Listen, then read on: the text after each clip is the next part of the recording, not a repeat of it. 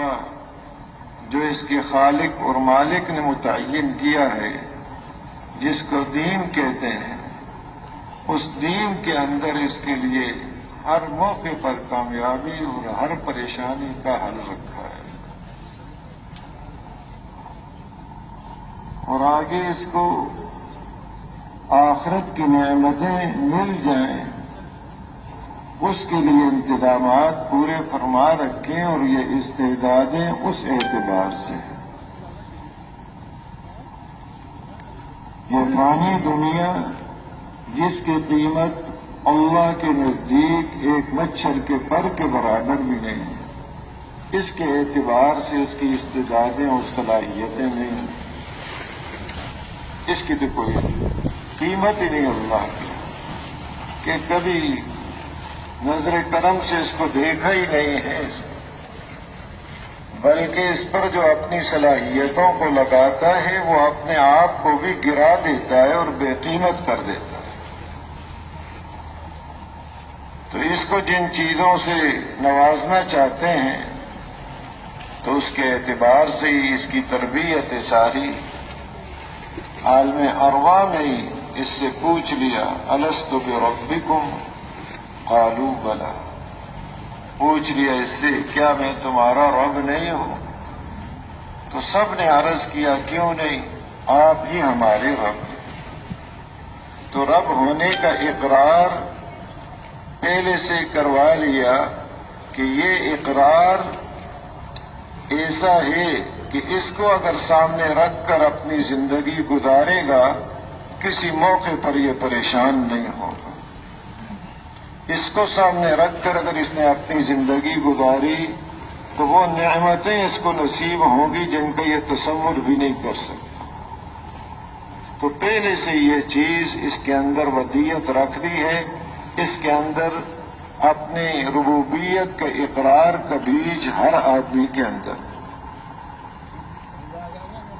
جب اس کی روح اور جسم ماں کے پیٹ میں جمع ہو گئی اور اس دنیا میں آنے کا وقت آیا تو اس موقع پر بھی اب ان دونوں کو، روح اور جسم کو ملا کے جب دنیا میں آیا ہے مرکب بن کر، تو اس کی پیدائش بھی اسی فطرت پر کی جو اس کی ضرورت ہے۔ اس کی ساخت اور بناوٹ اور اس کا سانچہ ہی ایسا ہے کہ اس کے علاوہ یہ چل ہی نہیں سکتا۔ کہ کل مولود یولد علی الفطرہ فأبواه يهودانه أو ينصرانه أو يمجسانه أو كما قال صلی اللہ علیہ وسلم، کہ ہر بچہ فطرت اسلام پر پیدا کیا گیا، چاہے کسی کے گھر میں بھی پیدا ہو رہا ہے، مسلم کے گھر میں ہے یا غیر کے گھر میں ہے، اس کے اندر اللہ پاک نے حق کے قبول کرنے کی استعداد رکھی ہوئی، کیونکہ یہ حق کا قبول کرنا اس کی ایک سب سے بڑی اور بنیادی ضرورت ہے کہ حق کو یہ قبول کر لے اور پھر اپنی ساری صلاحیتوں کو اس پر خرچ کرے۔ تو لہذا دنیا میں آیا یہ اسی اعتبار سے ہے، اور آگے جب بولنا شروع کرتا ہے تو سب سے پہلا جو لفظ بولتا ہے یہ با کا حرف بولتا ہے، با یہ کرتا ہے۔ تو اس میں فرماتے ہیں کہ یہ جو عالم ارواح میں اس نے بلا بولا تھا، بلا کا پہلا حرف با ہے، اس با کی حفاظت ابھی تک اللہ پاک نے اس کی زبان پر فرمائی ہے، کیونکہ مسئلہ اس کا بڑا عام ہے۔ قوتیں اور استعدادیں اور نعمتیں جو اللہ پاک نے اس کو عطا فرمائی ہیں وہ ایسے ہی نہیں کہ بیکار ہی۔ أَفَحَسِبْتُمْ أَنَّمَا خَلَقْنَاكُمْ عَبَثًا وَأَنَّكُمْ إِلَيْنَا لَا تُرْجَعُونَ، کیا تم یہ سمجھتے ہو کہ تمہیں ایسے ہی بیکار پیدا کر دیا گیا اور یہ سمجھتے ہو کہ تم نے ہمارے پاس واپس لوٹ کر نہیں آنا؟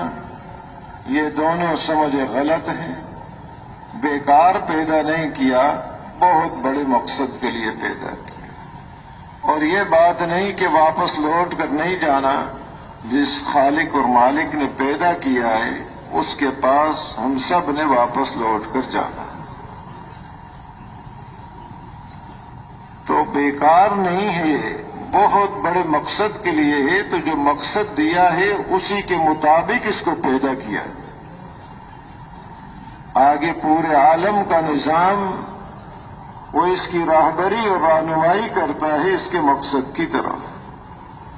جب اس کو شعور اور سمجھ نصیب ہوئی تو اپنے شعور کو صحیح استعمال اگر یہ کرتا ہے تو ہر چیز اس کو اس بات کی دعوت دے رہی ہے کہ تیرا خالق اور مالک صرف ایک اکیلے اللہ ہیں، ان کے ساتھ کوئی شریک نہیں۔ ہر گیائی کے الضمیر رویت وحدہ لا شریک لہ گویا کہ جو گھاس بھی زمین سے اگ رہا ہے وہ انسان کو دعوت دے رہا ہے کہ تیرا خالق اور مالک صرف ایک اکیلے اللہ ہے، کہ اس کی طرف یہ رجوع کرے، کہیں ان چیزوں میں اٹک نہ جائے، سورج کو دیکھ کر سورج میں نہ اٹک جائے۔ سورج اس بات کے لیے ہے کہ اس کے خالق اور مالک کو پہچان لے، باقی یہ دنیاوی منافع سے اس کو روشنی کا حاصل ہونا، اس کی حرارت کا حاصل ہونا اور فوائد اس سے حاصل ہونا وہ ایک الگ چیز ہے۔ اصل مقصد کہ آخرت کی طرف اس کی رجوع۔ بعض دفعہ سوالات کیے گئے حضور صلی اللہ علیہ وسلم سے، وَيَسْأَلُونَكَ عَنِ الْأَهِلَّةِ، یہ چاندوں کا چھوٹا بڑا ہونا چاند کا، اس کے بارے میں آپ سے سوال کرتے ہیں۔ اب اس کا جاننا ان کے لیے کوئی اتنا ضروری نہیں ہے جتنا اس سے مقصود کہ اپنے اوقات کو پہچان کر عبادت کو اپنے وقت پر کر لے۔ فرمایا قُلْ هِيَ مَوَاقِيتُ لِلنَّاسِ وَالْحَجِّ، یہ تو لوگوں کے ایک وقت کے لیے ہے اور حج کا وقت انہیں معلوم ہو جائے تاکہ یہ عبادت اپنی صحیح کر لے۔ بڑا کیوں ہوتا ہے، چھوٹا کیوں ہوتا ہے، یہ معلومات اس کی وہ فائدہ دینے والی نہیں۔ اصل تو یہ ہے کہ جس غرض کے لیے پہاڑ پیدا کیے، اب یہ پہاڑوں کے بارے میں پوچھتے ہیں، وَيَسْأَلُونَكَ عَنِ الْجِبَالِ، کہ اتنے مضبوط مخلوق کے کیا کیا اس کے اندر ہے۔ اب یہ چیزیں کوئی ان کو فائدہ دینے والی نہیں، چاہے ساری معدنیات کو اندر سے نکال دیں، بلکہ ان کے سامنے یہ ہو کہ ایک دن آئے گا کہ یہ پہاڑ روئی کے گالوں کی طرح اڑتے پھریں گے۔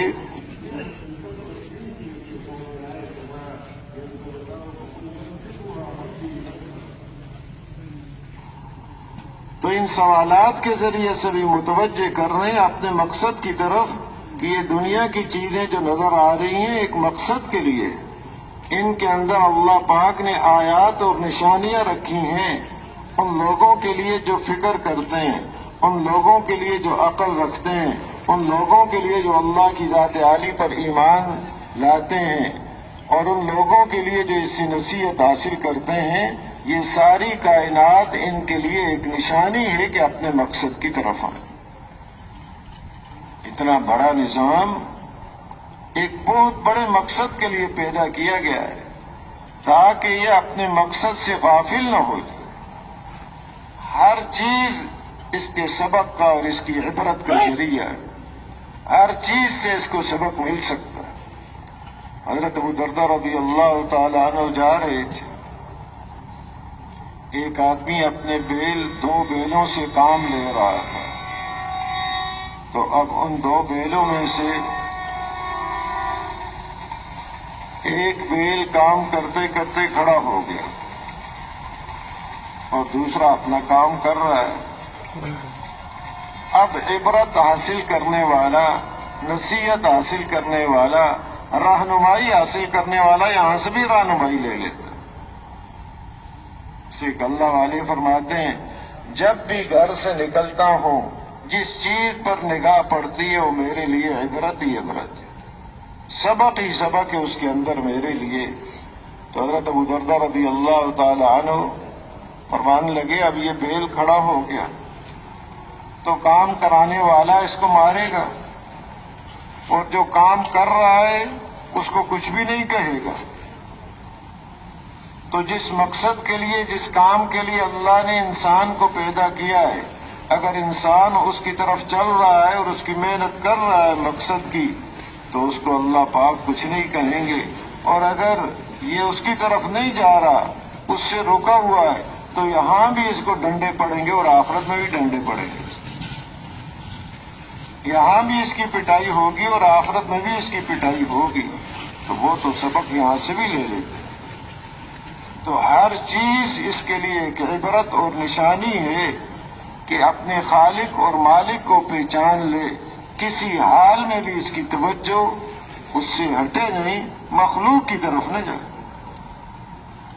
مخلوق سے غرض یہ ہے وَفِي كُلِّ شَيْءٍ لَهُ آیَةٌ عَلَىٰ أَنَّهُ هُوَ الْوَاحِدُ، ہر چیز کے اندر آیت اور نشانی ہے اس کے لیے کہ وہ خالق اور مالک صرف ایک اکیلے ہیں، کوئی ان کا شریک نہیں۔ تو محترم دوستوں اور بزرگوں، اس کی راہبری کا اتنا انتظام فرمایا کہ جس کو سوچ نہیں سکتا کہ کہیں یہ اپنے راستے سے بھٹک نہ جائے اور اپنا نقصان نہ کر لے۔ اس کا یہاں دنیا میں آنا کہ اس کو ایسی قوتیں اور استعدادیں اور صلاحیتیں اور نعمتوں سے نوازا ہے اور مخلوق کو یہ چیزیں نہیں دیں، حتیٰ کہ اس کے اندر خلافت کا جوہر بھی رکھا ہے، خلیفہ بننے کی استعداد بھی اللہ پاک نے اس کے اندر رکھی اور کسی مخلوق میں نہیں رکھی۔ تو یہ اتنی بڑی دولتیں کیوں اللہ نے اس کو عطا کی ہیں؟ یہ سارے انتظامات کس لیے ہیں؟ اس انسان کے لیے ہیں کہ تیرا یہاں آنا بیکار نہیں ہے، ایک بہت بڑے مقصد کے لیے ہے، اس مقصد کو سامنے رکھ کر اپنی زندگی کو گزارے۔ اور پھر مزید کرم فرمایا، انبیاء علیہ الصلوۃ والسلام جیسی عظیم شخصیتوں کو مبعوث فرمایا، اس لیے کہ مسئلہ بڑا اہم ہے۔ انسان ایسے نہیں کھا پی لیا زندگی گزار لی، بہت بڑا اہم مقصد ہے، اس کی طرف متوجہ کرنے کے لیے۔ انبیاء علیہ الصلوۃ والسلام تمام انسانیت میں چنی ہوئی شخصیتیں ہیں، ہر اعتبار سے وہ کامل ہوتے ہیں۔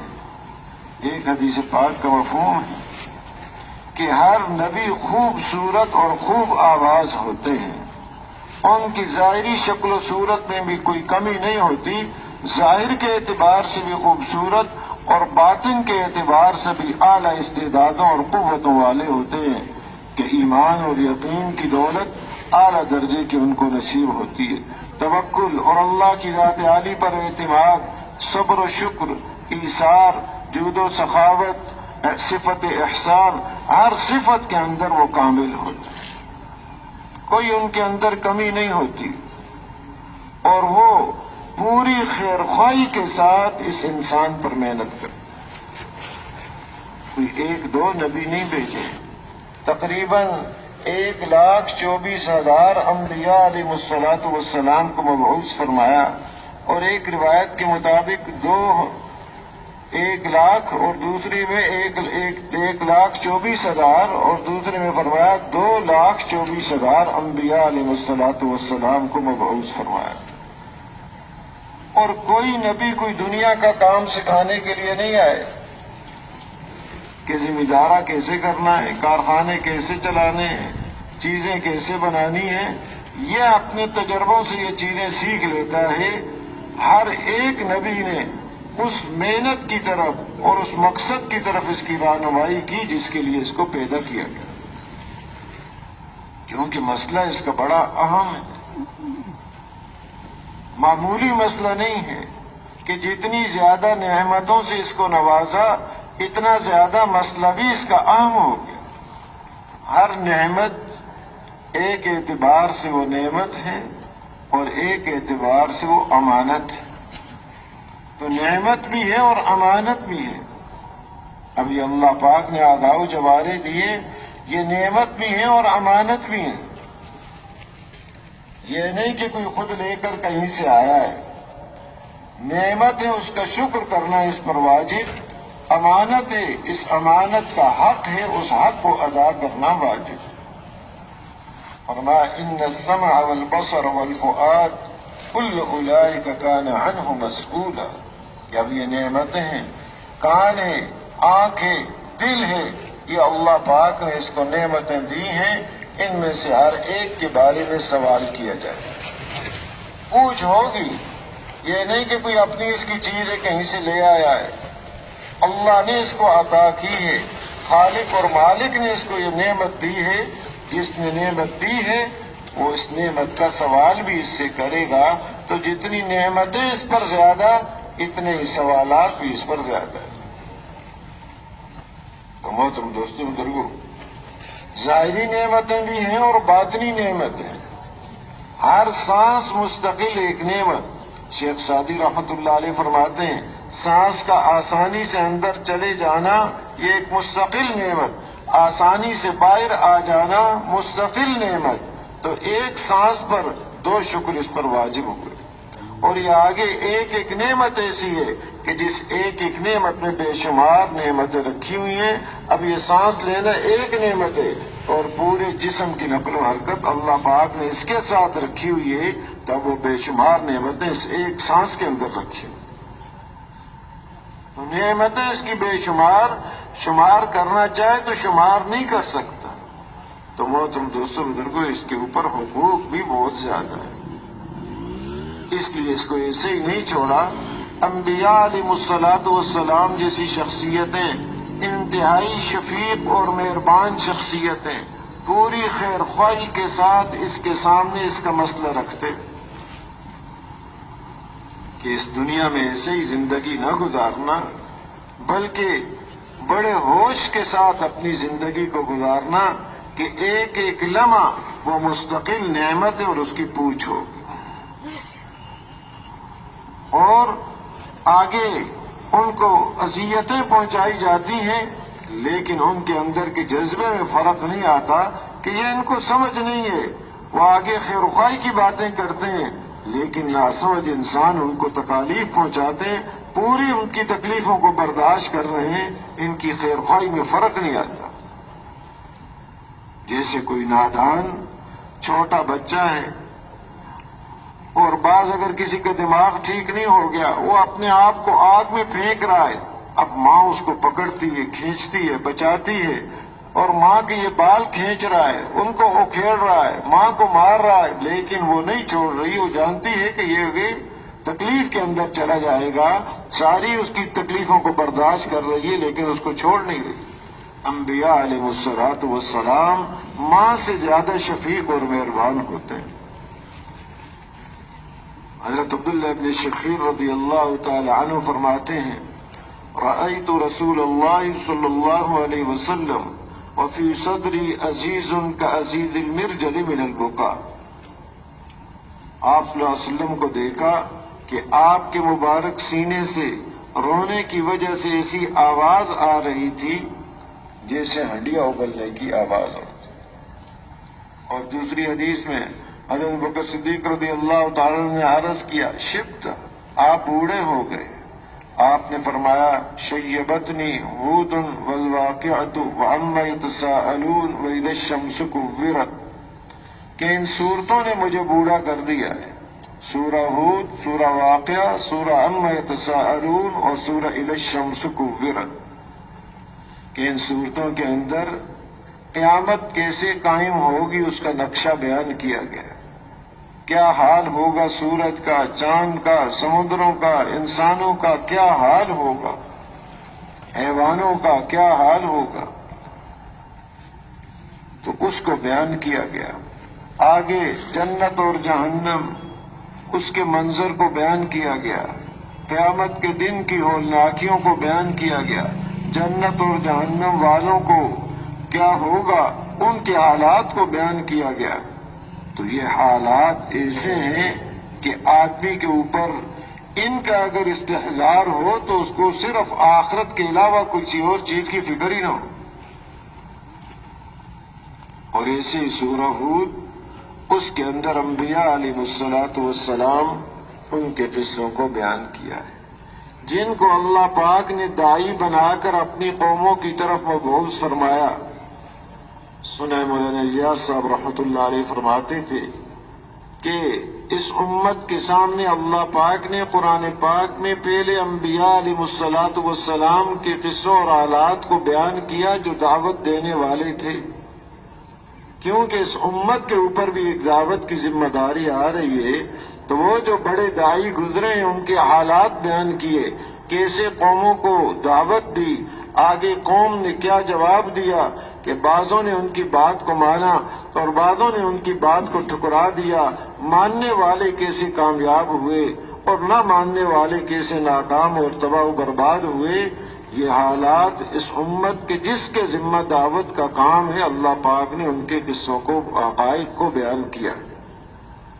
اس امت نے بھی یہ کام کرنا ہے۔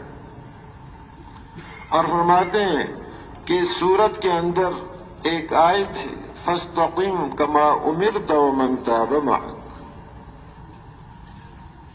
حضرت عبداللہ ابن عباس رضی اللہ عنہما فرماتے ہیں کہ پورے قرآن میں اس سے زیادہ کوئی شدید اور سخت آیت حضور صلی اللہ علیہ وسلم پر نہیں اتری، کہ سب سے زیادہ شدت والی۔ فاستقم کما امرت ومن تاب معک، جیسے آپ کو حکم کیا گیا ہے ایسے بالکل مستقیم رہیں، بالکل سیدھے رہیں، عقائد میں، عبادات میں، اخلاق میں، معاملات میں، معاشرت میں، جیسے جس چیز کا جو حکم ہے اس کے اندر بالکل مستقیم رہیں آپ بھی، اور جنہوں نے آپ کے ساتھ توبہ کی ہے وہ بھی مستقیم رہیں۔ تو فرماتے ہیں کہ یہ استقامت ہزار کرامتوں سے بھی بہتر ہے کہ آدمی بالکل سیدھا رہے، ذرا دائیں بائیں غیر کی طرف اس کا جھکاؤ نہ ہو۔ تو حضور صلی اللہ علیہ وسلم اور تمام انبیاء علیہ الصلوۃ والسلام تو معصوم ہیں، اللہ پاک ان کو ہر قسم کے گناہ سے بچاتے ہیں، چھوٹا بڑا کوئی گناہ ان سے صادر نہیں ہوتا۔ وہ تو مستقیم رہے۔ آپ کو جو فکر لگی ہوئی تھی وہ من تاب معک، کہ جنہوں نے آپ کے ساتھ توبہ کی ہے وہ بھی ایسے ہی مستقیم رہے۔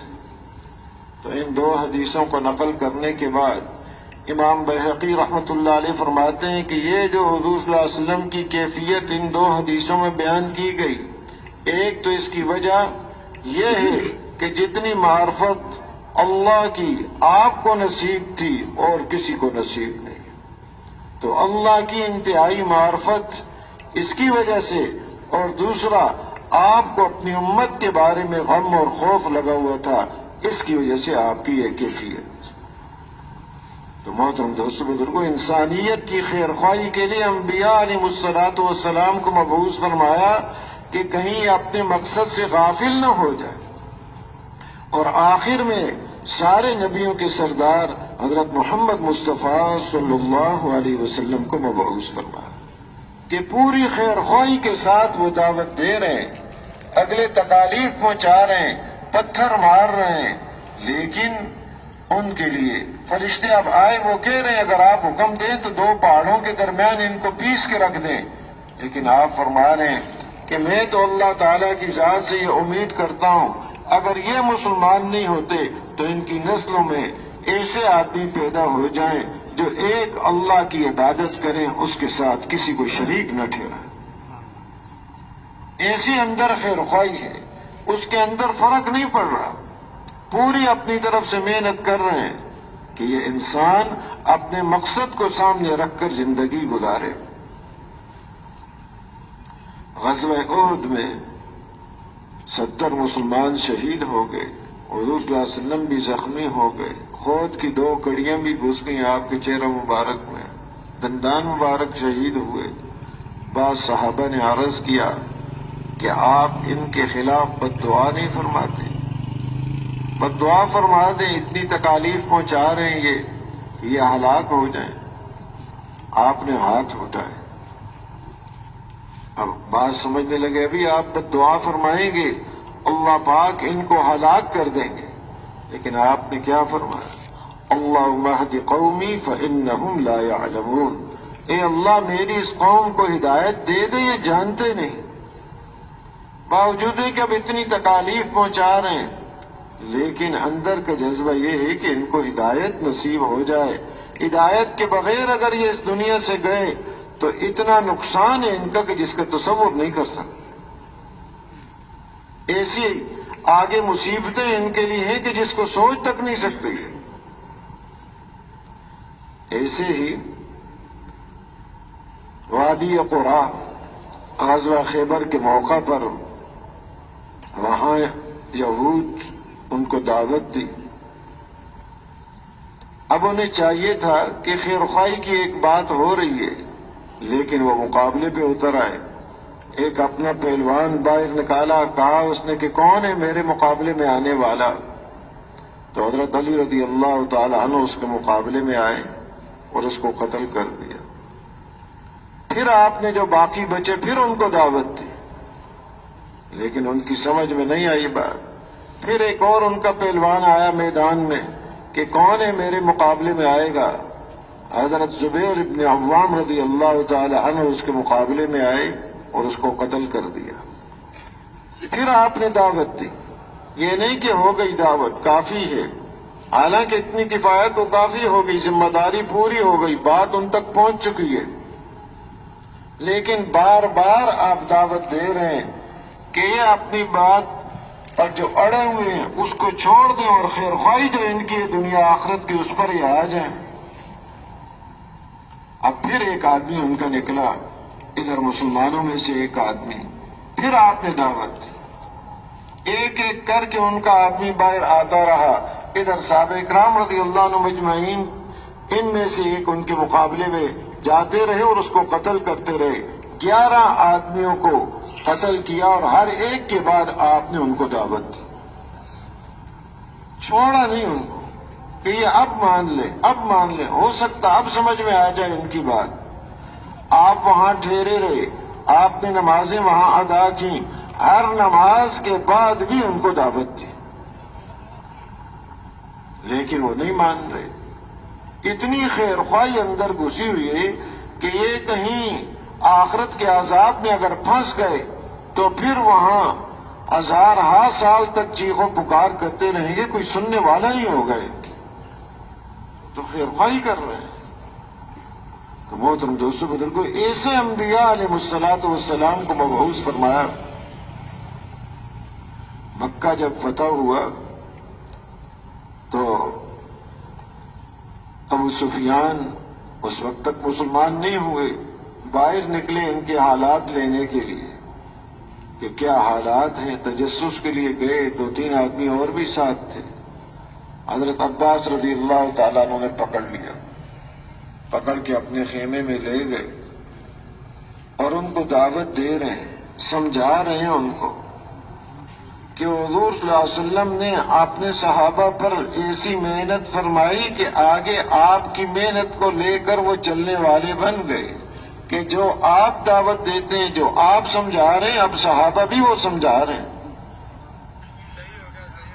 اس کو لے گئے حضور صلی اللہ علیہ وسلم کے پاس. آپ نے فرمایا جس کا مفہوم یہ کہ ابو سفیان ابھی تک تمہاری سمجھ میں یہ بات نہیں آئی کہ اللہ کے علاوہ کوئی اور معبود نہیں ہے. تو وہ کہنے لگے کہ یہ بات تو سمجھ میں آ گئی, اگر کوئی اور معبود ہوتا اللہ کے علاوہ تو ہماری مدد کرتا. اتنے مقابلے کیے, ہر موقع پر شکست ہوئی ہے.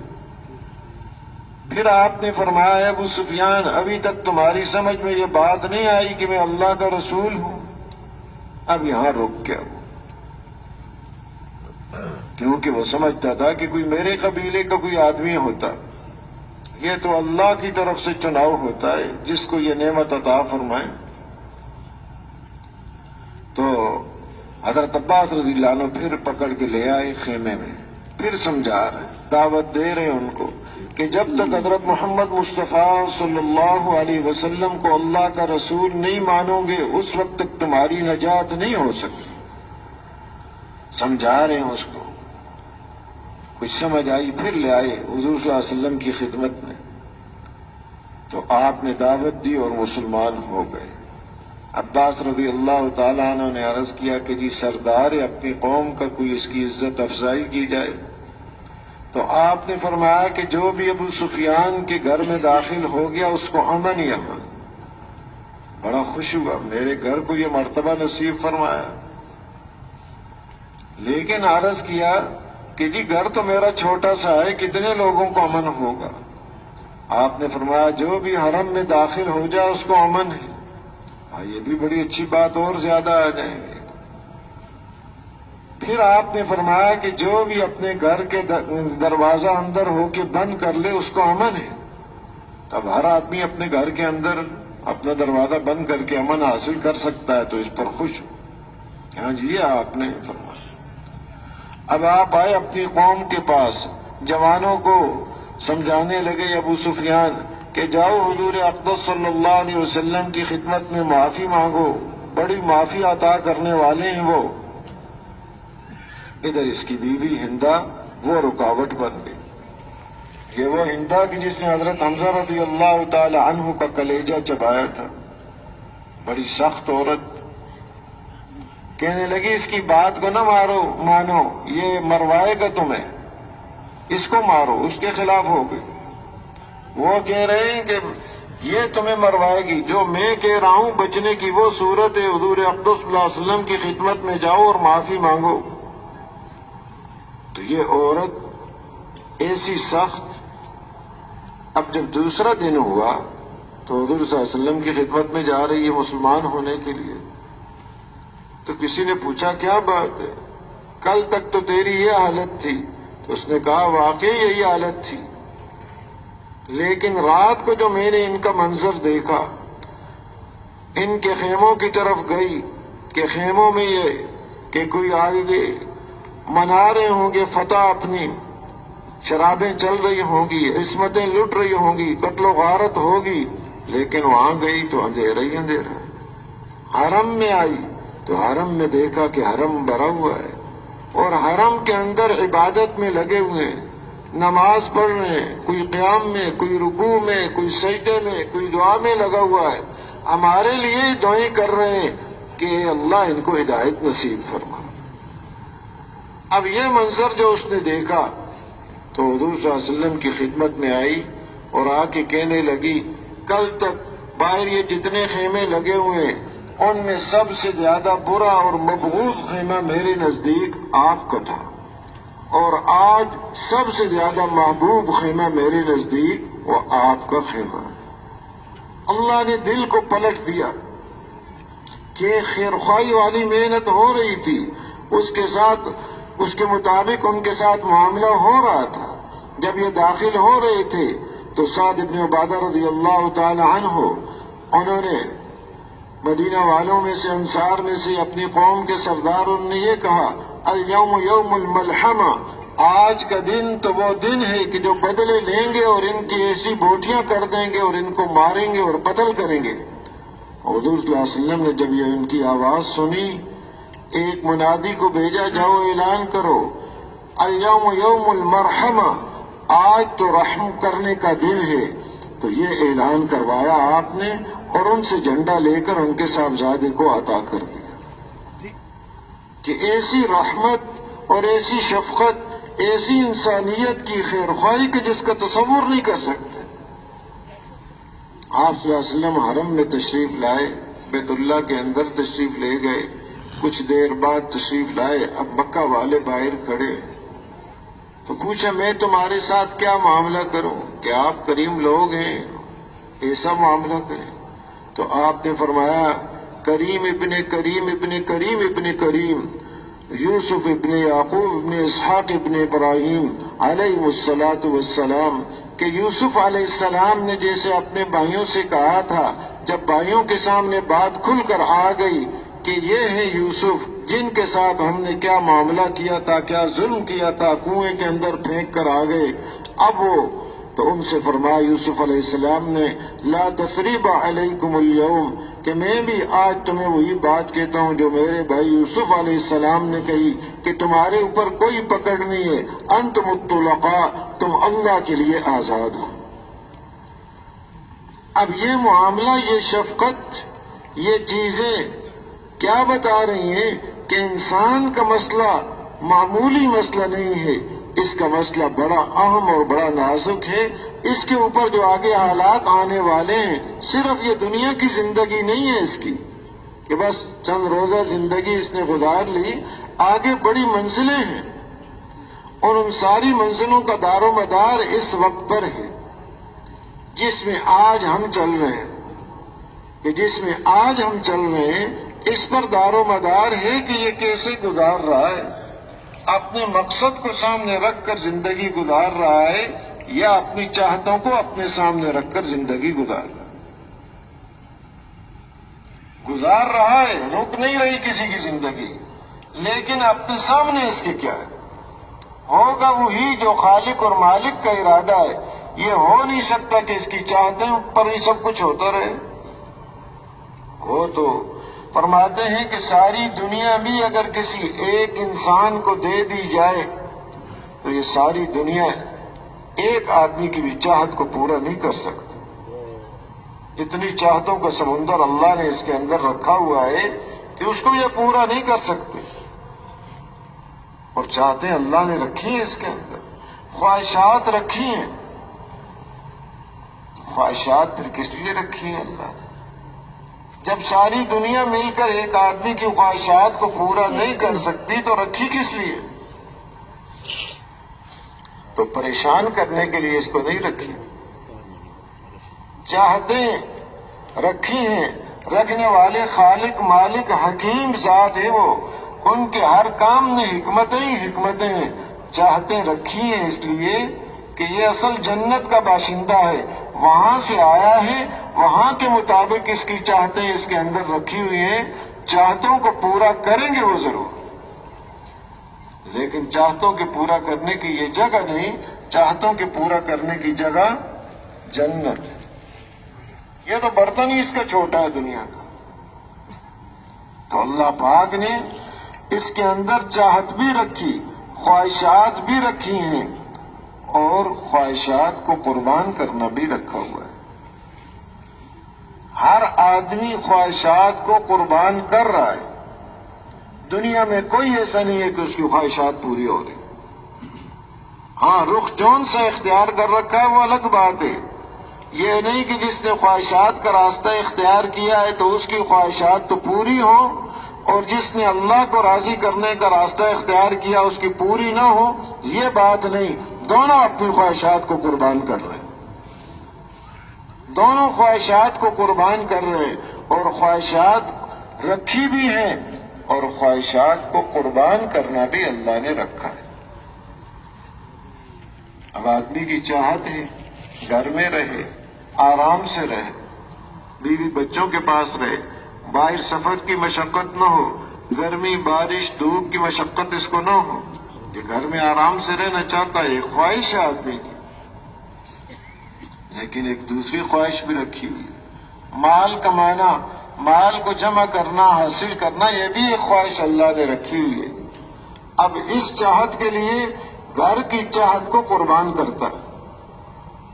گھر سے باہر نکلتا ہے، دفتر جاتا ہے، دکان پہ جاتا ہے، کھیتی باڑی کے لیے گھر سے باہر محنت مزدوری کے لیے نکلتا ہے. گرمی برداشت کر رہا ہے، سردی برداشت کر رہا ہے، بارش برداشت کر رہا ہے. چاہتے اس کی قربان ہو رہی ہیں. یہ تو ہے نہیں، روزانہ سب کے سامنے کئی چیزیں وہ چاہتا ہے، کوئی ایک پوری ہوتی، کوئی نہیں، ہزاروں پوری نہیں ہوتی.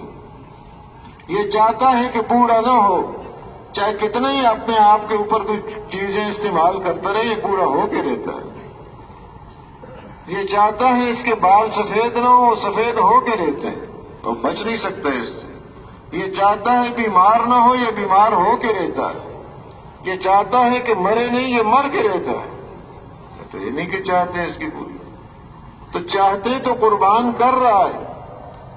اب دیکھنا کیا ہے کہ چاہت کس بنیاد پر قربان کر رہا ہے. چاہت تو قربان ہو رہی ہے. کوئی دنیا میں ایسا آدمی نہیں دکھا سکتے کہ جس کی چاہتیں پوری ہوں. ہر آدمی کی، چاہے کیسا ہی ہے وہ. اب قربان تو ہر آدمی کر رہا ہے. کس بنیاد پر قربان کر رہا ہے؟ اللہ کی بنیاد پر قربان کر رہا ہے. یا چاہت کو چاہت کی بنیاد پر قربان کرنا؟ قربان ہر آدمی کر رہا ہے، تو ایک چاہت کو چاہت کی بنیاد پر قربان کرنا اور ایک چاہت کو اللہ کے حکم کی بنیاد پر قربان کرنا۔ اب دوپہر کا وقت ہے، ظہر کا نماز کے لیے آ رہا ہے، گرمی ہے شدید، تو اللہ کا حکم پورا کرنے کے لیے گھر کے ٹھنڈے کمرے کو چھوڑ کر راستے کی گرمی برداشت کر کے مسجد میں آ رہا ہے۔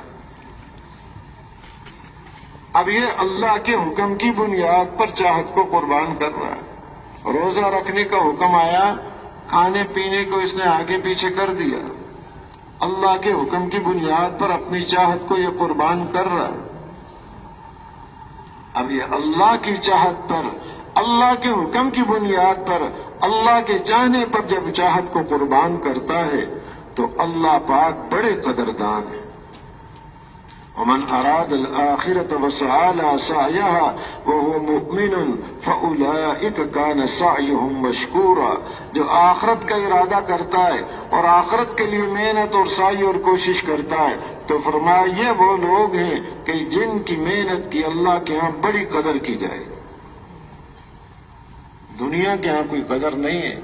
اب مثلاً یہی دفتر میں جا رہا ہے، گرمی، پورا مہینہ گرمی برداشت کی، یا پورا مہینہ بارش میں دفتر میں جاتا رہا، اور یا بیمار رہا پورا مہینہ لیکن دفتر میں حاضر رہا، گھر میں بیمار تھے کوئی غیر حاضری نہیں کی اس کی، تو کیا خیال ہے کوئی تنخواہ بڑھ جائے گی اس کی؟ کوئی نہیں، وہی تنخواہ دیں گے، چاہے سردی میں جائے یا گرمی میں جائے، بیمار ہو یا کچھ بھی ہو، تنخواہ اتنی ملے گی۔ لیکن اللہ کے لیے جب مسجد آ رہا ہے، گرمی برداشت کر رہا ہے، ایک ایک قدم اٹھا کے آ رہا ہے، تو ہر قدم اس کی گناہوں کی معافی کا ذریعہ ہے، اس کے درجات کے بلند ہونے کا ذریعہ ہے، اس کو نیکیاں ملنے کا ذریعہ ہے۔ ہر قدم جتنے زیادہ قدم چل کے آ رہا ہے اتنا زیادہ اللہ پاک اس کو عطا فرمائیں گے۔ اور بیمار بھی ہے، نماز پڑھ کے فارغ ہو گیا، بیٹھ گیا ہے مسجد میں، جب تک اپنی جگہ یہ بیٹھا ہوا ہے فرشتے اس کے لیے دعائیں کر رہے ہیں، اللہم اغفر لہ وارحمہ، اے اللہ اس کی مغفرت فرما، اے اللہ اس کے اوپر رحم فرما۔ اتنے قدردان ہیں کہ اندازہ نہیں کر سکتے۔ اللہ معاف کرے، ہم نے پہچانا نہیں ہے کہ خالق اور مالک کتنے احسان کرنے والے، کتنے اس بندے کی محنت کی قدر کرنے والے۔ روزہ رکھا ہے، بھوک کی وجہ سے منہ سے بو آ رہی ہے، ہو سکتا ہے انسان تو کوئی دور ہو، لیکن اللہ پاک کے ہاں مشک سے زیادہ یہ بھوک قیمتی ہے۔ اس بو کی بھی قیمت لگ گئی کہ یہ روزہ رکھا کس وجہ سے، یہ بھوک پیاس برداشت کس وجہ سے کی ہے۔ تو محترم دوستوں بزرگوں، عرض یہ کر رہا تھا کہ چاہتے قربان ہر آدمی کر رہا ہے، اس سے کوئی خالی نہیں۔ اب آدمی کی سمجھداری کیا ہے کہ ان چاہتوں کو قربان کرے اللہ کے حکم کی بنیاد پر، اور جو اللہ کے حکم کی بنیاد پر چاہتوں کو قربان کرتا ہے تو پھر آخرت میں اس کے لیے فرمایا وَلَكُمْ فِيهَا مَا تَشْتَهِي أَنفُسُكُمْ وَلَكُمْ فِيهَا مَا تَدَّعُونَ نُزُلًا مِّنْ غَفُورٍ رَّحِيمٍ، کہ جو چاہت ہوگی وہ بھی یہاں تمہیں ملے گا، اور جو مانگو گے وہ بھی ملے گا۔ غفور الرحیم، رب کی طرف سے تمہاری مہمانی ہوگی یہاں پر، کہ اتنا دیں گے کہ بندہ پکار اٹھے گا یا اللہ بس کافی ہو گیا۔ وہ دینے والی ذات اتنا اس کو عطا کرے گی کہ یہ بول اٹھے گا بس جی بس کرے۔ تو وہ کیا کیا کہ یہاں تھوڑا سا اپنی زندگی کو ایسے گزارا ہے، کوئی مشکل نہیں ہے۔ جیسے عرض کیا قربانی کرنے سے کوئی خالی نہیں، ہر آدمی قربانی کر رہا ہے، اور جو چاہتوں کی بنیاد پر زندگی گزاری تو یہ تو ہو نہیں سکتا کہ اس کی ساری چاہتیں پوری ہوں، یہ جگہ ہی نہیں ہے، یہ برتن ہی چھوٹا ہے۔ آگے نقصان کیا ہوگا، چاہتیں بھی پوری نہیں ہوئی، آگے نقصان یہ ہوگا کہ چاہتیں آگے اس کی اعلیٰ پیمانے پر توڑی جائیں، کھانے کی چاہت ہوگی، پیاس لگے گی اس کو، لیکن وہ اعلیٰ پیمانے پر توڑی جائے گی. ہزارہا سال پانی پانی کرتا رہے گا، کوئی پانی کا گھونٹ نہیں ملے گا اس کو. یہ کیا کیا اس نے؟ دنیا میں اپنی چاہت والی زندگی گزاری ہے. جو ملے گا خون اور پیپ کھولتا ہوا اس کو بھی پینے کے لیے تیار ہو جائے گا. اتنی شدید پیاس اس کو لگی ہوگی کہ اس کو پینے کے لیے تیار ہو جائے گا. اور جو پیے گا تو انتڑیاں کٹ کے اس کی نیچے گر جائیں گی، ہونٹ لٹک جائیں گے، اس کے اوپر کا اوپر کو اٹھ جائے گا، نیچے والا نیچے کو لٹک جائے گا. تو یہ کیا ہے؟ یہ کون انسان ہے؟ دنیا کی مختصر سی زندگی اپنی چاہتوں کو سامنے رکھ کے گزارنا تھا، اس نے یہ ارادہ کیا ہوا تھا، اور وہ دنیا میں بھی پوری نہیں ہوئی. آخرت کا نقصان یہ بہت بڑا کر لیا. یہ تو ہو نہیں سکتا. من كان يريد حرث الآخرة نزد له في حرثه ومن كان يريد حرث الدنيا نؤتيه منها وما له في الآخرة من نصيب.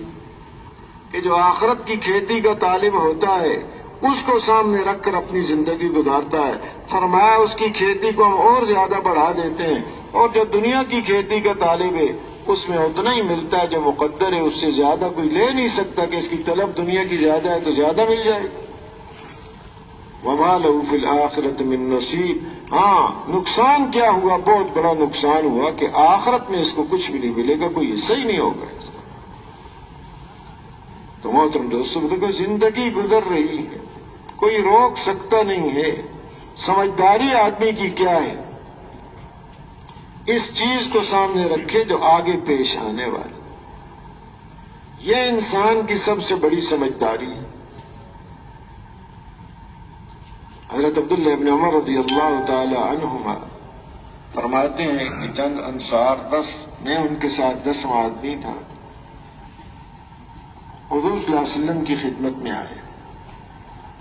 تو انصار میں سے ایک نے سوال کیا، یا نبی اللہ، من اقیس الناس واحسن الناس؟ کون ہے سب سے زیادہ سمجھدار اور کون ہے سب سے زیادہ محتاط؟ یہ سمجھدار کون ہے سب سے زیادہ، اور محتاط بن کے زندگی گزارنے والا کون ہے وہ؟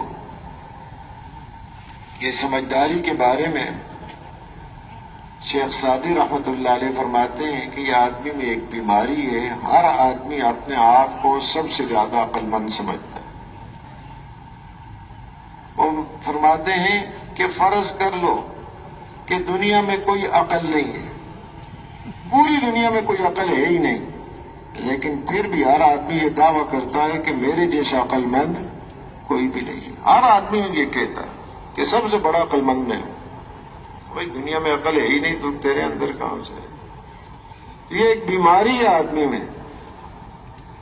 ہر آدمی اپنے سمجھدار ہونے کی دعویٰ کرتا ہے، لیکن محترم دوستو بزرگوں، ہم سب کا ایمان ہے اس بات پر کہ دنیا میں سب سے زیادہ سمجھدار انبیاء علیہ الصلوۃ والسلام ہیں، اور انبیاء علیہ الصلوۃ والسلام میں بھی سب سے زیادہ سمجھدار حضرت محمد مصطفیٰ صلی اللہ علیہ وسلم. آپ سے زیادہ عقل مند دنیا میں کوئی پیدا نہیں ہوا. ایک مثال کے طور پر وہب ابن منبہ رحمت اللہ علیہ فرماتے ہیں، سمجھانے کے لیے حقیقت اس سے بھی آگے، کہ ریت، پوری دنیا کی ریت ایک طرف، سمندروں میں، صحرا میں، جتنی بھی دنیا میں ٹیلے ہیں بڑے بڑے، اور ریت کا ایک دانہ ایک طرف. تب اس ایک دانے کو پوری دنیا کی ریت کے ساتھ کیا نسبت ہوگی؟ یہ تو کچھ بھی نہیں ہے، ایک دانہ کچھ بھی نہیں. تو فرماتے ہیں کہ یہ ایک مثال ہے کہ ساری دنیا کا جو عقل ملی ہے وہ ریت کا ایک دانہ ہے. حضور اکرم صلی اللہ علیہ وسلم کو جو اللہ پاک نے عقل اور سمجھ عطا فرمائی اور جو سمجھو کو ساری دنیا کی ہے. یہ تو مثال ہے، حقیقت اس سے بھی آگے. امام راضی رحمت اللہ علیہ حضرات صحابہ اکرام رضی اللہ عنہ اجمعین کے بارے میں فرماتے ہیں ان کی عقل سمجھانے کے لیے کہ کتنے زیادہ عقل مند ہیں صحابہ، کیونکہ پوری انسانیت میں انبیاء علیہ الصلاۃ کے بعد جن کو چنا گیا ہے وہ حضرات صحابہ کرام رضی اللہ عنہم مجمعین۔ وہ فرماتے ہیں مثال سمجھانے کے لیے کہ اگر کسی ایک صحابی کی عقل کی زکوٰۃ نکالی جائے، زکوٰۃ 40واں حصہ، تو کسی ایک صحابی کی بھی عقل کا 40واں حصہ پوری دنیا پر تقسیم کر دیا جائے، دنیا کے انسانوں پر، تو ہر انسان ایک بہت بڑا حکیم فلسفی عقل مند گزرا ہے، ارسطو سارے اس جیسے بن جائے۔ تو ایک صحابی وہ بہت بڑے عقل مند ہیں۔ آج ہم میں سے ہر آدمی دعویٰ کرتا ہے عقل مند ہونے کا، ہماری عقل مندی کیا ہے؟ سوال کا جواب تو کچھ اور دیں گے، عمل کچھ اور کرنا۔ پوچھا جائے فانی اور باقی ترجیح کس کو دی جائے گی؟ دو چیزیں، ایک ہے فانی اور ایک ہے باقی رہنے والی ہمیشہ ہمیشہ، تو ترجیح کس کو دی جائے گی؟ فانی کو یا باقی کو؟ باقی کو ترجیح دی جائے گی۔ جو چیز باقی رہنے والی ہے، اللہ پاک نے فرمایا ما عندکم ینفد وما عند اللہ باق، جو کچھ بھی تمہارے پاس ہے وہ ختم ہونے والا ہے، جو اللہ کے ہاں آگے ملنے والا ہے وہ سب باقی رہنے والا ہے۔ اب جواب تو ہم سب کا یہی ہے، لیکن عمل ہمارا وہ کچھ اور ہی بتا رہا ہے۔ حضرات صحابہ کرام رضی اللہ عنہم اجمعین ہر موقع پر انہوں نے باقی کو ترجیح دی اور فانی کو چھوڑا ہے۔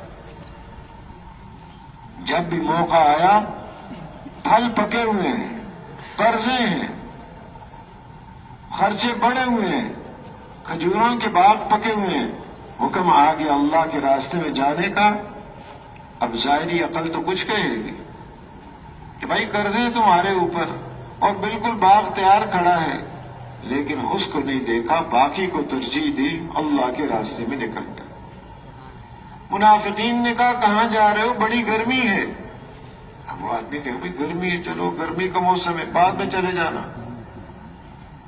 تو آگے ان کو کہا گیا کہو ان سے قل نار جہنم اشد حرا، کہ وہ آخرت میں جو گرمی آنے والی ہے یہ تو اس کے مقابلے میں کوئی گرمی ہے نہیں، یہ تو ایک فانی گرمی ہے، اور آگے باقی رہنے والی گرمی آ رہی ہے۔ اس باقی رہنے والی گرمی کو سامنے رکھو، وہ جہنم کی گرمی ہے، تو اس کو سامنے رکھ کر انہوں نے اللہ کے راستے کو ترجیح دی، اس دنیا کی گرمی کو کوئی نہیں دیکھا۔ ہر موقع پر انہوں نے باقی کو ترجیح دی۔ تو سب سے زیادہ عقل مند انبیاء علیہ السلام کے بعد وہ ہیں۔ اب سوال کرنے والے بھی بڑے عقل مند، اور جن سے سوال کیا جا رہا ہے وہ بھی کائنات میں سب سے بڑے عقل مند ہیں۔ تو سوال کیا کہ سب سے زیادہ سمجھدار کون ہے، سب سے زیادہ محتاط کون ہے؟ جو محتاط رہ کے زندگی گزارے، محتاط رہ کے چلتا رہے۔ جیسے دیکھیں گاڑی چلاتا بھائی احتیاط کے ساتھ چلاؤ، کہیں ایسا نہ ہو کہ جان مال سب ہی گئے۔ محتاط ہو کے کہ بھائی محتاط ہو کے زندگی گزارو، کوئی داغ دھبا تمہاری زندگی پر نہ لگ جائے، ایسی ماضی ہو تمہاری، ایسی زندگی ہو کہ محتاط ہو کے زندگی گزارو۔ تو سوال بھی ایسا کیا ان لوگوں نے کہ سب سے زیادہ سمجھدار کون ہے اور سب سے زیادہ محتاط کون ہے؟ آپ صلی اللہ علیہ وسلم نے فرمایا اکثرهم ذکرا للموت اکثرهم استعدادا للموت اولئک الاکیاس ذهبوا بشرف الدنیا وکرامۃ الآخرہ، کہ سب سے زیادہ موت کو یاد رکھنے والے، سب سے زیادہ موت کے تذکرے کرنے والے اور سب سے زیادہ موت کی تیاری کرنے والے، یہ ہیں سب سے زیادہ سمجھدار لوگ جو دنیا آخرت کی عزتوں اور شرافتوں کو حاصل کرتے ہیں۔ عرض یہ کر رہا تھا کہ آدمی کی سمجھداری کیا ہے؟ اس فانی پر اپنی صلاحیتوں کو ضائع نہ کرے، اپنی چاہتوں کو اس فانی زندگی کو سامنے رکھ کر ترتیب نہ دے، بلکہ اپنی چاہتوں کی جو ترتیب رکھے جنت کی زندگی کو سامنے رکھ کر کہ جنت میں اللہ پاک اور فرماتے ہیں حدیث قدسی کے اندر اعددت لعبادی الصالحین ما لا عین رأت ولا اذن سمعت ولا خطر علی قلب بشر. آپ نے نیک بندوں کے لیے ایسی نعمتیں تیار کر رکھی ہیں نہ کسی آنکھ نے دیکھا ہے اور نہ کسی کان نے سنا، نہ کسی دل کے اندر اس کا کوئی خیال اور کھٹکا آیا ہے. ایسی نعمتیں اللہ نے تیار کر رکھی ہیں. حضرت ابو ہریرہ رضی اللہ تعالیٰ عنہ فرماتے ہیں اقرؤوا ان شئتم فلا تعلموا، کہ اگر یہ چاہتے ہو تو یہ آیت بھی پڑھ رہو فلا تعلم نفس ما اخفی لهم من قرۃ اعین، کہ کسی جی کو کوئی پتہ نہیں کہ اللہ پاک نے اس کی آنکھوں کی ٹھنڈک کا کیا کیا سامان تیار کر رکھا. تو محترم دوستوں بزرگوں، زندگی مختصر زندگی ہے. اس وقت ہم نظر آ رہے ہیں، کچھ دن پہلے ہم نہیں تھے اس دنیا میں، کچھ دن آئیں گے ہم یہاں نہیں ہوں گے، کوئی اور ہوں گے. سب ایک چل چلاؤ گزر رہے ہیں.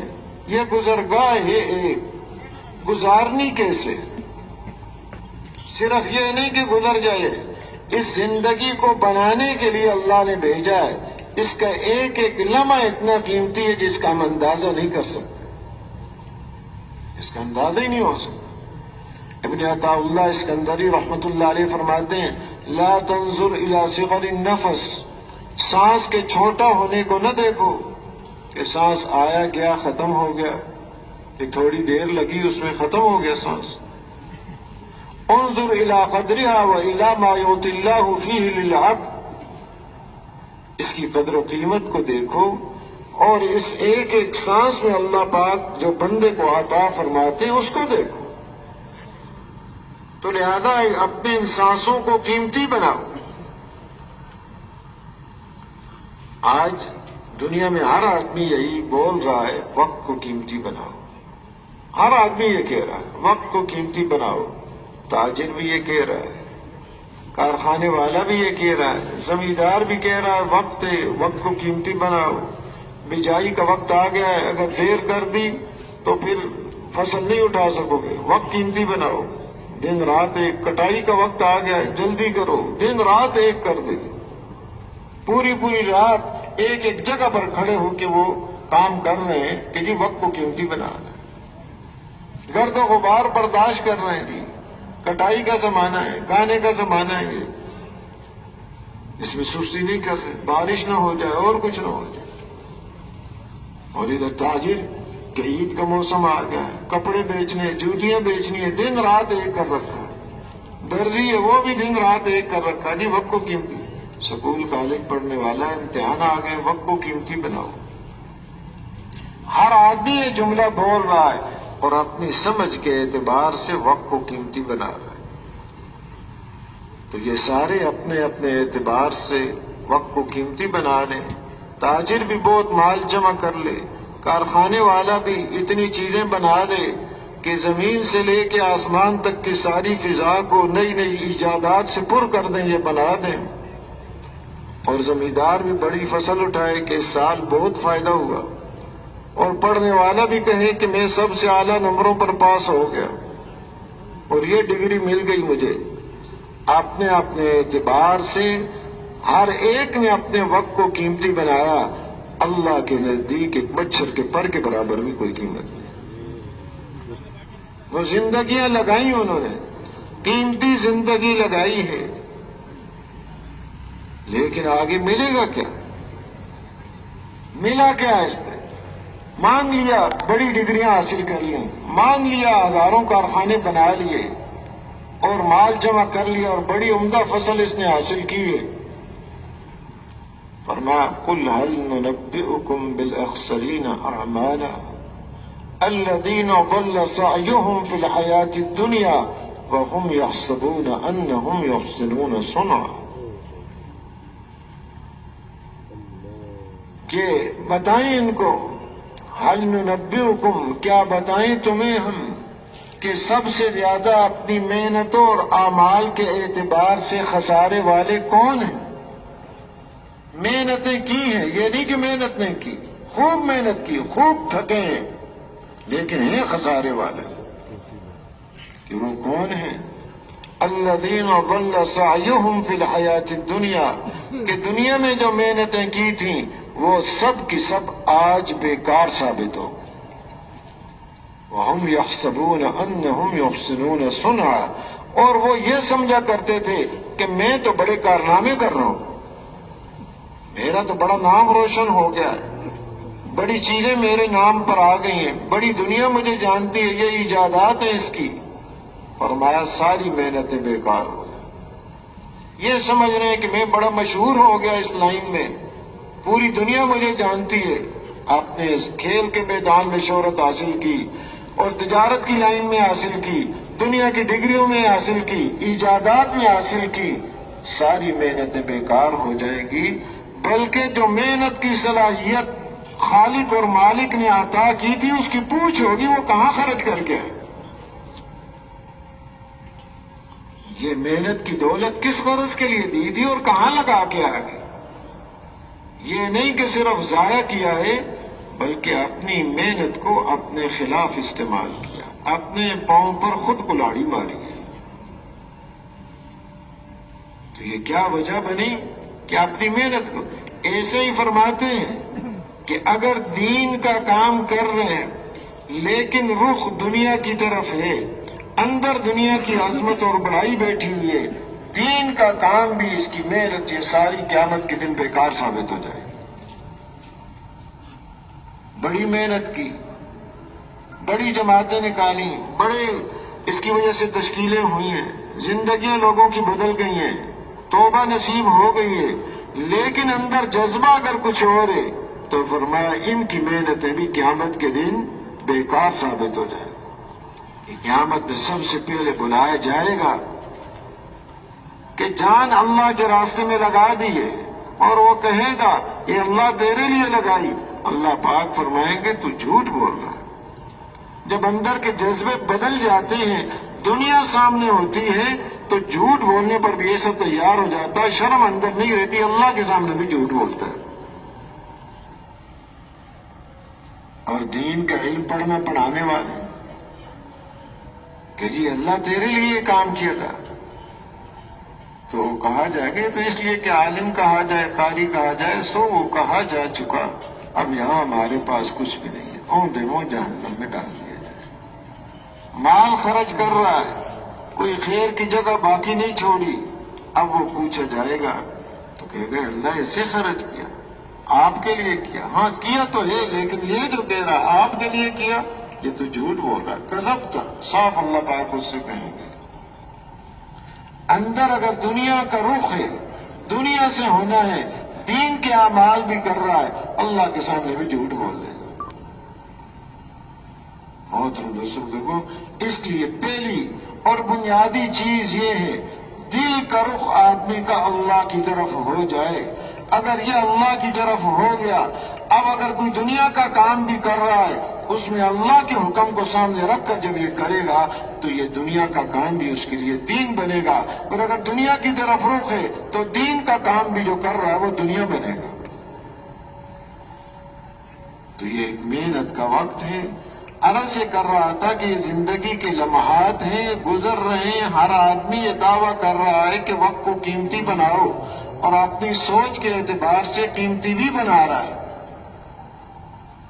تو فرمایا کہ لا تنظر الى صغر النفس، انظر الى قدرها والى ما يعطي الله فيه للعبد. اس کی قدر و قیمت کو دیکھو اور اس میں جو اللہ پاک بندے کو عطا کرتے وہ دیکھو کہ ایک ایک سانس میں کتنا اللہ کا تقرب حاصل ہو سکتا ہے، ایک ایک سانس میں اللہ کی کتنی نعمتوں کو یہ حاصل کر سکتا ہے. اس کو دیکھو اور اس کے اعتبار سے اپنے سانس کو استعمال کرو. فالانفاس جواہر، لہذا یہ سانس قیمتی موتی ہے. یہ ہماری زندگی کے سانس جوہر ہے، ہمارے پاس قیمتی موتی ہے. ایسے ہی نہ سمجھے کہ ایسی زندگی ہے، ہر سانس قیمتی موتی ہے.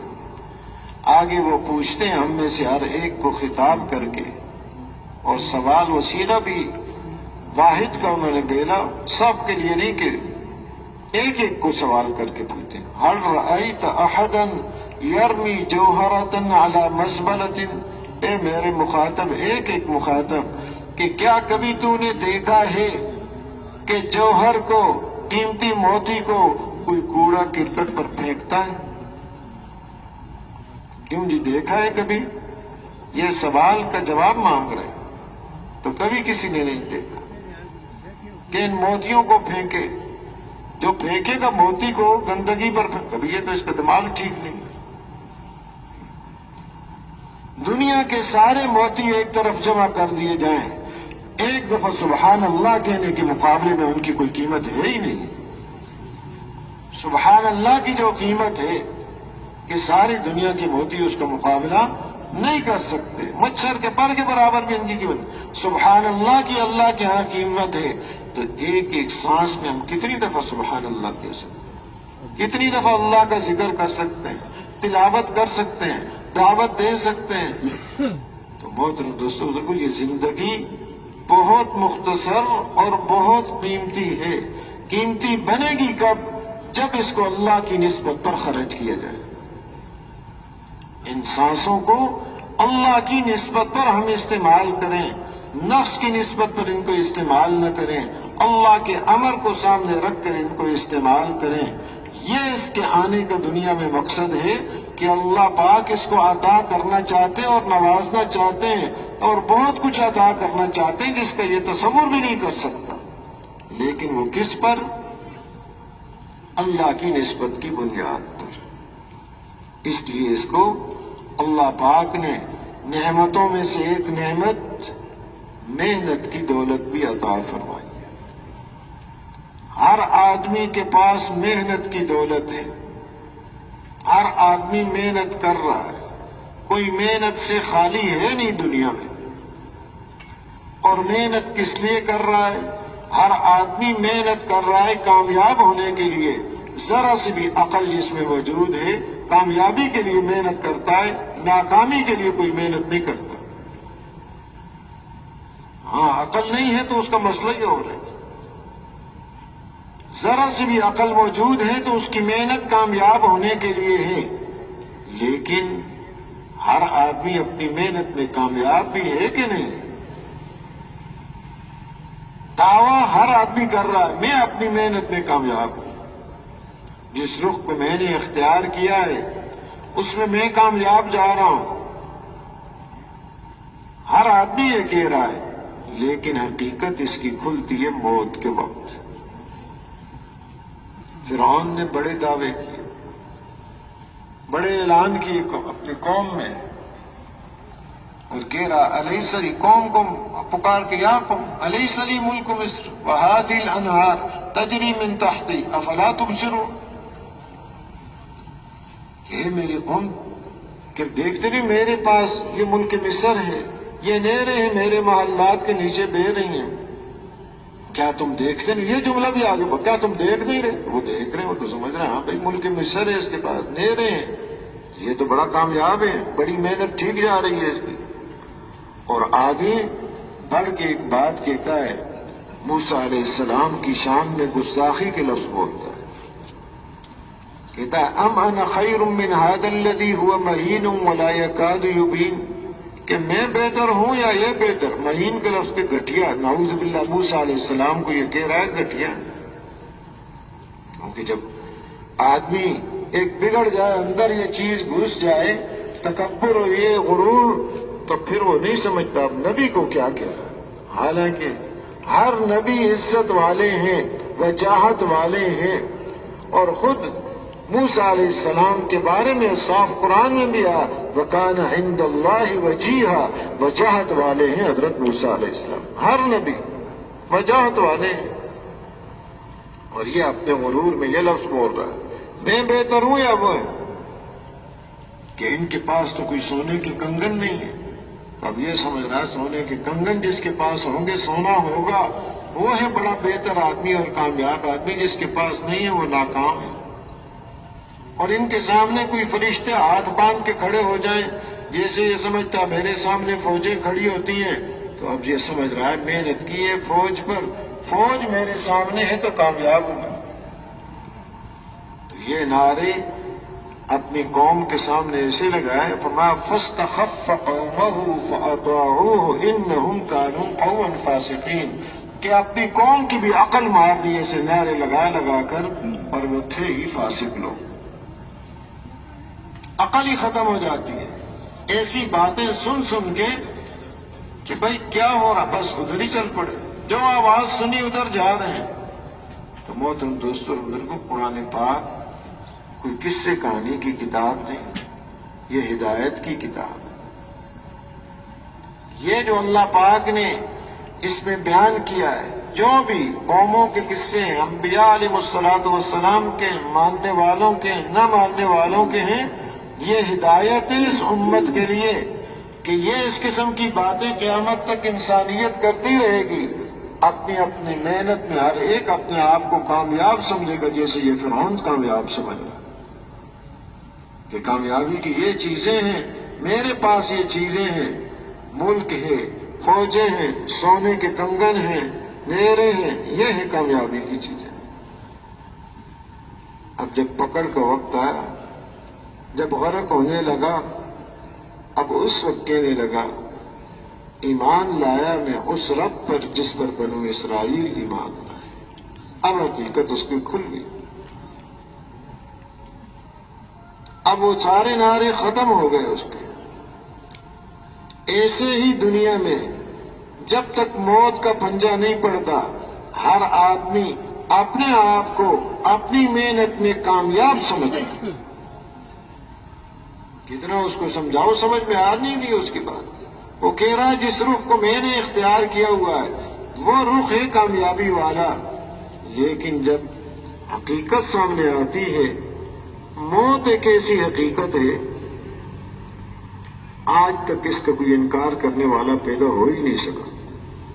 باقی حقیقتوں کے انکار کیے ہیں لوگوں نے، اللہ کی ذات عالی کا انکار کیا، انبیاء علیہ الصلوۃ والسلام کا انکار کیا، مرنے کے بعد کی زندگی قیامت ہے اس کا انکار کیا ہے کہ دوبارہ اٹھایا جانا ہے اس کا انکار کیا ہے، ملائکہ کا انکار کیا ہے، ان چیزوں کا ان نے انکار کیا۔ لیکن موت ایک ایسی حقیقت ہے، آج تک کوئی انکار کرنے والا پیدا ہو نہیں سکا اس کا، اس لیے کہ یہ ایسی حقیقت ہے، نہ کسی گھر کو چھوڑا، نہ بازار کو، نہ کسی قلعے کو چھوڑا، اور نہ کوئی حفاظتوں کے پیرے لگے ہوئے نہ اس کو چھوڑا، ہر جگہ پر یہ پہنچ کے رہتی ہے، ایسی حقیقت ہے کوئی بچ نہیں سکتا اس سے، سب کے سامنے ہے۔ کوئی گھر اس سے خالی نہیں، کوئی بازار کوئی دفتر اس سے خالی نہیں، جب بھی وقت آئے یہ فوراً پہنچ جاتی ہے۔ اور یہ ایسی حقیقت ہے کہ جس پر سارے حقائق کھل جاتے ہیں، جن حقائق کا یہ انکار کر رہا تھا اب حقائق اس پر کھل گئے، جو چیزیں غائب تھیں اب مشاہدے میں آ گئیں، ملائکہ اس سے غائب تھے اب وہ نظر آنے شروع ہو گئے، جو مشاہدے میں تھے، ماں باپ اور بیوی بچے ہیں، بہن بھائی ہیں، عزیز و اقارب پاس کھڑے ہیں، پکار رہے ہیں، آوازیں دے رہے ہیں، یہ دیکھ نہیں رہا ان کو، اب تو کچھ اور ہی دیکھ رہا ہے۔ جو مشاہدے میں تھا وہ غائب ہونے شروع ہو گئے، جو نظر آ رہے تھے اب ان کو نہیں دیکھ رہا، اب تو فرشتے اس کو نظر آ رہے ہیں، اب وہ اس کی رگ جان پر ہاتھ رکھتے ہیں، اب اس کی روح کو نکالتے ہیں، کچھ اور ہی منظر اس کے سامنے آ گئے۔ تو یہ ایسی حقیقت ہے کہ دنیا میں ہی آخری جب اس کا وقت آتا ہے تو سارے حقائق کھل جاتے ہیں، لیکن وہ وقت ہے کہ اس وقت حقائق کا کھل جانا، اس کا ان کا مان لینا ذرا برابر بھی کوئی فائدہ نہیں دیتا۔ آج موقع ہے محترم دوستوں بزرگوں، آج فرصت ہے، اپنے اس وقت کو ہم قیمتی بنا لیں، ایک ایک لمحے کو، ایک ایک سانس کو، اس میں اتنی قیمتی دولتیں حاصل کر سکتے ہیں جس کا اندازہ نہیں۔ جیسے آتا ہے کہ جنت میں جانے کے بعد کسی کو کوئی افسوس نہیں ہوگا بجز اس گھڑی کے جو اللہ کے ذکر کے بغیر گزر، کہ اس گھڑی میں کتنا وہ حاصل کر لیتا تھا، ایک دفعہ سبحان اللہ کہنے پر اس کو کتنا مل سکتا تھا، ایک دفعہ کسی کو دین کی بات سمجھانا، اللہ کے راستے میں نکلنے کے لیے اس کو تیار کرنا، اس کی منت سے مدد کرنا، اس میں کتنا آگے جا سکتا تھا۔ یہ چیزیں جب سامنے آئیں گی اس وقت افسوس کرے گا۔ تو اللہ نے ایک وقت دیا، اللہ پاک نے اس کو ایک بہت بڑے مقصد کے لیے پیدا کیا، اور سارا نظام جو چلایا ہے وہ اسی غرض کے لیے کہ اپنے مقصد پر رہے، کہ مقصد کو بھولے نہیں ہے۔ سارا جو دنیا کا نظام چلایا، جیسے عرض کیا، عالم ارواح میں اس سے پوچھا، پیدائش اسی انداز کی اس کی گئی، اور آگے بولنے لگا تو بھی اس کی وہی انداز ہے، اور ہر چیز اس کی اپنے مقصد پر راہبری کر رہی ہے۔ انبیاء علیہ الصلوۃ والسلام جیسی شفیق شخصیتیں، مہربان اور خیرخواہ شخصیتیں اپنی ساری خیرخواہی کو اس کے اوپر خرچ کر رہے ہیں، اور اس کی طرف سے تکلیفیں برداشت کر رہے ہیں، اور اس کے لیے دعائیں کر رہے ہیں کہ اس کو ہدایت نصیب ہو جائے، اور آخر میں سید الاولین والآخرین صلی اللہ علیہ وسلم کو مبعوث فرما کر یہ بات سب کے سامنے آ گئی کہ سب سے بڑے خیرخواہ ہمارے حضور اکرم صلی اللہ علیہ وسلم، کہ وہ اس کی راہبری فرما رہے ہیں کہ کدھر کو جا رہا ہے، کس رخ پہ تو چل رہا ہے، آگے تمہارے سامنے کیا ہے۔ یہ تو چند روزہ زندگی ہے، آگے موت ہے، قبر ہے، میدان معاشر ہے، حساب کتاب ہے، جنت ہے، جہنم۔ یہاں سے تو ایک گزر جائے گا، کدھر کو دیکھ رہا ہے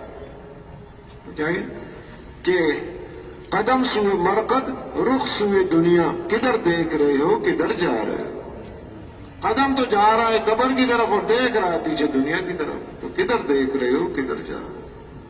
تو یہ سمجھداری ہے کہ جدھر اس کے قدم جا رہے ہیں ادھر ہی اس کا رخ ہو، دیکھے بھی اسی چیز کو۔ اس لیے فرمایا کہ سمجھدار یہ ہے موت کو یاد رکھے، موت کی تیاری میں لگا رہے، یہ اس کی سمجھداری ہے۔ اور اس میں کیا، جیسے عرض کیا، اندر اللہ کی ذات عالی کا یقین پیدا ہو گیا، خالق اور مالک ذات صرف ایک اللہ ہی ہے، انہوں نے ہی مجھے سب کچھ عطا کیا ہے، اور ان کی ان عطا کردہ چیزوں کو انہی کی نسبت پر لگانا ہے۔ اندر ان کی عظمت اور بڑائی، ان کے ہونے کا یقین، مخلوق کا تأثر اندر سے ختم، اب اس کا ہر رخ، ہر بول، ہر حرکت اور سکون آخرت کے لیے ہوگا۔ تو یہ جو محنت کی جا رہی ہے اسی غرض کے لیے کہ تاکہ ساری چیزیں ہماری وہ آخرت کو سامنے رکھ کر، اللہ کے حکم کو سامنے رکھ کر، آخرت کی پیشی کو سامنے رکھ کر، اس بنیاد پر ساری نقل و حرکت ہو ہماری۔ تو جتنا اندر یقین ہوگا اسی کے مطابق اس کی نقل و حرکت ٹھیک ہو۔ اپنے ایک ایک بول پر اس کو نگاہ ہوگی، کیا بول رہا ہے، کیا سن رہا ہے، کیا دیکھ رہا ہے۔ امام بخاری رحمۃ اللہ علیہ فرماتے ہیں، مجھے اللہ تعالیٰ کی ذات عالی سے امید ہے کہ وہ مجھ سے قیامت کے دن غیبت کا سوال نہیں کریں گے۔ یعنی پورا ان کو پتا ہے کہ پوری زندگی میں نے غیبت کوئی نہیں کی، ایسی محتاط زندگی گزاری جنہوں نے احتیاط والی زندگی، سب سے زیادہ محتاط کون ہے؟ اس لیے کہ اس میں تو اپنا نقصان ہے، اپنی نیکیاں دوسروں کو دے رہا ہے، وہ نیکیاں جو قبول ہوئی ہیں، جو قبول نہیں وہ تو آگے پہنچی نہیں، یہ تو سب سے بڑے۔ سفیان ثوری رحمۃ اللہ علیہ کو کسی نے کہا کہ امام ابو حنیفہ رحمۃ اللہ علیہ کسی کی غیبت نہیں،